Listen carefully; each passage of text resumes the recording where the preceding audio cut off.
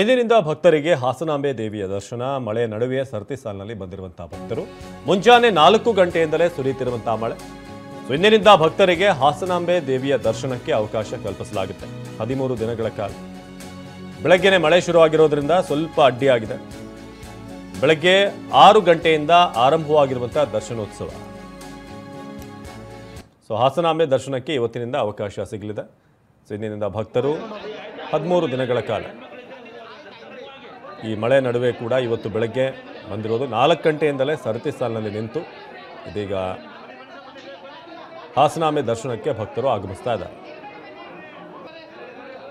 ಬೆಳಗ್ಗೆ 6 ಗಂಟೆಯಿಂದ ದರ್ಶನ ಆರಂಭ ಆಗಿದೆ. ಮುಂದಿನ 13 ದಿನಗಳ ಕಾಲ ಹಾಸನಾಂಬೆ ದೇವಿಯ ದರ್ಶನಕ್ಕೆ ಅವಕಾಶವನ್ನು ಕಲ್ಪಿಸಲಾಗುತ್ತೆ.